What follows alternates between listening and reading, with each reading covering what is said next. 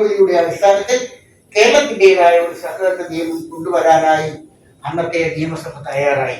അതിന്റെ അടിസ്ഥാനത്തിൽ 1969 ഇന്ത്യൻ കേരള നിയമസഭയിൽ ഒരു സഹകരണ നിയമം അവതരിപ്പിച്ച മന്ത്രിയുടെ പേര് കേരളത്തിലെ സഹകരണ വകുപ്പ് മന്ത്രിയായിരുന്ന PR കുറുപ്പാണ്. അന്ന് സഹകരണ നിയമം കേരളത്തിൽ അവതരിപ്പിക്കപ്പെട്ടത്. അത് നിയമസഭ പാസാക്കി. ആ നിയമത്തിൽ എത്ര വകുപ്പുണ്ട്? 110 വകുപ്പുകളുണ്ട്. എത്ര ചട്ടം? 201 ചട്ടങ്ങളും 110 വകുപ്പുകളുമാണ് സഹകരണ നിയമത്തിൽ ഉണ്ടായിരുന്നത്. അതായത് 110 വകുപ്പും 201 ചട്ടവും. തേർഡ് ഷെഡ്യൂളിൽ customer relation management, professional management തന്ത്രങ്ങൾ നിങ്ങൾ എങ്ങനെ സ്ഥാപനത്തിൽ കൊണ്ടുവരണം. നിങ്ങൾ സ്ഥാപനത്തിലായിരുന്നാലും നിങ്ങളുടെ വീട്ടിലായിരുന്നാലും നിങ്ങൾ അനുഭവിക്കുന്ന സ്ട്രെസ്, ഔദ്യോഗിക ജീവിതത്തിലായിരുന്നാലും കുടുംബ ജീവിതത്തിലായിരുന്നാലും നിങ്ങൾക്കുണ്ടാകുന്ന സ്ട്രെസ് എന്താണ്? ആ സ്ട്രെസ്സിന് നിങ്ങൾക്ക് എങ്ങനെയാണ് മാറ്റം വരുത്തേണ്ടത്? നിങ്ങളുടെ ജോലിയിൽ എങ്ങനെയാണ് സ്ട്രെസ് സ്വാധീനിക്കുന്നത് എന്നുള്ള കാര്യങ്ങളും നിങ്ങളുടെ മനസ്സ് റിലാക്സ് ചെയ്യാനുള്ള ഒരു മെഡിറ്റേഷൻ ട്രെയിനിങ് കൂടെ തന്നാണ് ക്ലാസ് വൈൻഡപ്പ് ചെയ്യുന്നത്.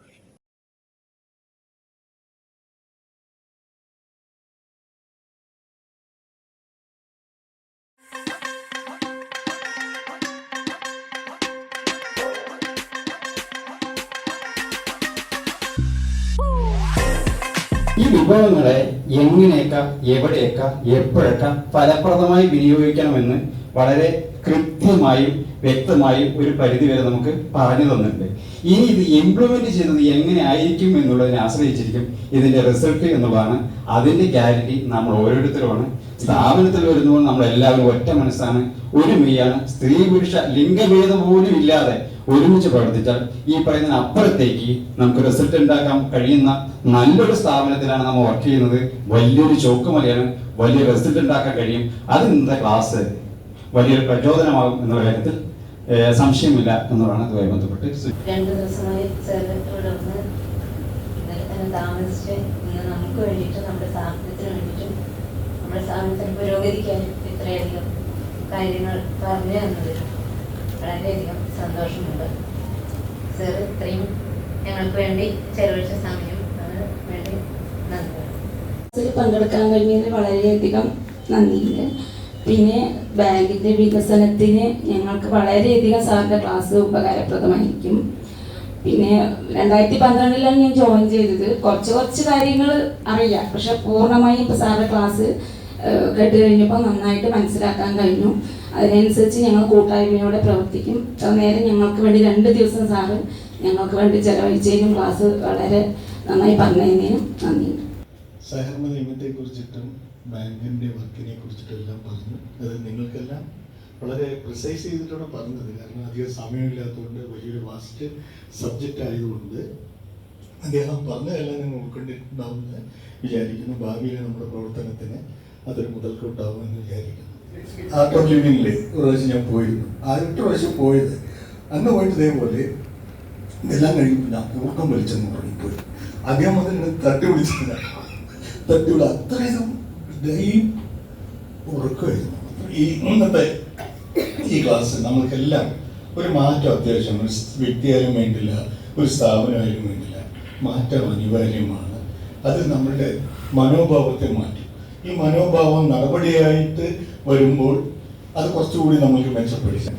ഇതേപോലുള്ള നമ്മളുടെ ട്രെയിനിങ് ഉപകരിക്കും. നിങ്ങൾക്ക് എല്ലാവർക്കും ഇത്ര നേരം കേട്ടു നിന്ന് നിങ്ങൾക്ക് എല്ലാവർക്കും അതുപോലെ തന്നെ ഇന്നത്തെ ക്ലാസ് എടുത്ത സാറിന് നന്ദി പറഞ്ഞുകൊണ്ട് സാറുടെ ഒരു ട്രെയിനിങ് എന്ന് ഞാൻ ഒരു ട്രെയിനിങ് കഴിഞ്ഞ് വന്നതിൻ്റെ ഒരു തന്നെയല്ലേ എന്നുള്ളൊരു മടുപ്പ് എൻ്റെ മനസ്സിലുണ്ടായിരുന്നു. എങ്കിൽ പോലും ഒരു കസ്റ്റമൈസ്ഡ് ആയിട്ട് നമ്മുടെ ബാങ്കിൻ്റെ ഫിഗേഴ്സ് ഒക്കെ അങ്ങനെ സ്ക്രീനിൽ കാണണം. അപ്പോൾ ബാങ്കിൻ്റെ ജാതകം തന്നെ വായിച്ചു പോകുന്ന പോലെയാണ് സാർ അത് കൃത്യമായി പറഞ്ഞത്. നമ്മൾ ഇത്ര കാലം ഈ കണക്കിൻ്റെയും എഴുത്തഞ്ച് കൂടി ഓപ്ഷൻ്റെ അങ്ങനെ സിറ്റുവേഷൻ കാര്യങ്ങളൊക്കെ നമ്മൾ കണ്ട് മനസ്സിലാക്കുന്നുണ്ടെങ്കിലും അത് ഒരു ദൂരവ്യാപകമായിട്ട് ബാങ്കിനെ എങ്ങനെ പ്രതികൂലമായി ബാധിക്കും, നമ്മളെല്ലാം ഇതിൽ നിന്ന് ഒരു ബട്ടൺ ഉണ്ടാക്കി എടുക്കേണ്ട ഒരു സാഹചര്യം എത്ര കണ്ട് മുന്നോട്ട് കൊണ്ടുപോകുന്നതിനെ കുറിച്ചിട്ടുള്ള ആശങ്കകൾ കൃത്യമായി ബൈ ഫാക്ട് നമ്പറായിട്ട് സാർ അവിടെ അറേഞ്ച് ചെയ്ത് പറഞ്ഞു തന്നിരുന്നു. പിന്നെ സ്ട്രെസ് വിഷയങ്ങൾ എൻ്റെ കൂടെ വർക്ക് ചെയ്യുന്ന എല്ലാവർക്കും ഒരു ബാങ്കുമായി ബന്ധപ്പെട്ട സ്ട്രെസ്സുകൾ ടോപ്പ് മാനേജ്മെന്റ് ഹാൻഡിൽ ചെയ്ത് കൊണ്ടുപോകുന്നുണ്ടെങ്കിലും ചെറിയ ചെറിയ കാര്യങ്ങളിലുള്ള സ്ട്രെസ്സാണ് ഏറ്റവും ദയാനികമായിട്ട് വരുന്നത്.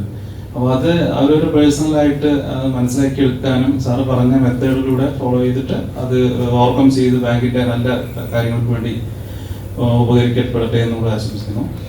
അവിചാരിതമായിട്ടാണെങ്കിലും കുറച്ചു കാലമായിട്ടുള്ള സെക്രട്ടറി ചാർജ് എടുത്തിട്ട് സജിത് സാറുടെയും രാജൻ സാറുടെയും എറണാകുളത്ത് ഒരു ക്ലാസ്സിൽ പോകാനും അതിനുശേഷം കുറച്ച് ദിവസങ്ങൾക്ക് മുമ്പ് നമ്മൾ ഇടുക്കിയിൽ വെച്ച് നടന്ന പരിപാടിയിൽ പങ്കെടുക്കാനിടയായപ്പോഴാണ്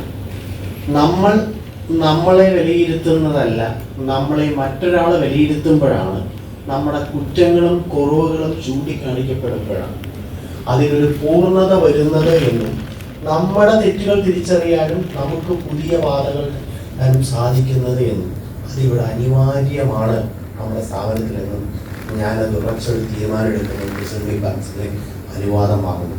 അതിൻ്റെ അടിസ്ഥാനത്തിലാണ് നമ്മുടെ കഴിഞ്ഞ വർഷത്തെ ഓഡിറ്റ് സർട്ടിഫിക്കറ്റും ഇപ്രവത്തെ കാര്യങ്ങളും സജിത് സാർക്ക് രാജ് സാർക്ക് അയച്ചു കൊടുത്തുകൊണ്ട് ഒരു പഠനം കോട്ടായ സർവീസ് കോപ്പറേറ്റീവ് ബാങ്കിൻ്റെ ഇപ്പോഴുള്ള സാമ്പത്തിക നിലയെക്കുറിച്ചും ഇനി സ്വീകരിക്കുന്നതും പ്രതിസന്ധികളെക്കുറിച്ചും പഠിച്ച് റിപ്പോർട്ട് തരണമെന്നും അത് ജീവനക്കാരെ അവതരിപ്പിച്ചുകൊണ്ട് ഞങ്ങൾക്കൊരു മാർഗദർശനമെന്നും പറഞ്ഞത് സാർക്ക് സമയമുണ്ടായിട്ടല്ല. ഒരുപാട് കാര്യങ്ങളുടെ ഇടയിൽ 2 ദിവസം നമുക്ക് തിരഞ്ഞെടുത്ത് തന്നു. വളരെയധികം നന്ദിയുണ്ട് അദ്ദേഹത്തിനോട്. നമുക്ക് വളരെയധികം ഉപകരിച്ചു എന്നാണ് എനിക്ക് പറയാം. ഈ കയ്യിലിരിക്കുന്ന ഓഡിറ്റ് സർട്ടിഫിക്കറ്റ് അല്ല, ഈ നിൽക്കുന്ന പടുകൂറ്റൻ മന്ദിരങ്ങളല്ല യഥാർത്ഥ നമ്മുടെ ചിത്രമെന്നും അതിനെന്തൊക്കെ വേണം നമ്മൾ ചെയ്യാനെന്നും ഈ ഒരു കുറച്ച് നേരം കൊണ്ടെങ്കിലും ഒരു നടന്നു തുടങ്ങാൻ, നമുക്കൊരു പാതയിലേക്ക് ഇറങ്ങാൻ ഒരു വഴി തുറന്നു കിട്ടി എന്നാണ് എൻ്റെ ഒരു വലിയ ഒരു വിലയിരുത്തൽ. ഇത് വെച്ച് നമ്മുടെ കുറവുകൾ നമ്മൾ ഒന്നിച്ച് ഒരുമയോടുകൂടെ കണ്ടെത്തി ഇത് വേണം ഇനി മുന്നോട്ട് പോകാൻ. രാവിലെ മുതൽ 9 മണി വരെ 9:30 മണി തൊട്ട് ഇതുവരെ ബോറില്ലാതെ ക്ലാസ്സുകൾ കൈകാര്യം ചെയ്യാൻ കഴിഞ്ഞു എന്നുള്ളത് തന്നെ എൻ്റെ ഒരു ഇതായി ഞാൻ കാണുന്നു. നിങ്ങൾക്ക് എല്ലാവർക്കും എൻ്റെ ക്ലാസ് ഉപയോഗപ്പെട്ടിട്ടുണ്ട് എന്ന് ഞാൻ വിശ്വസിക്കുന്നു.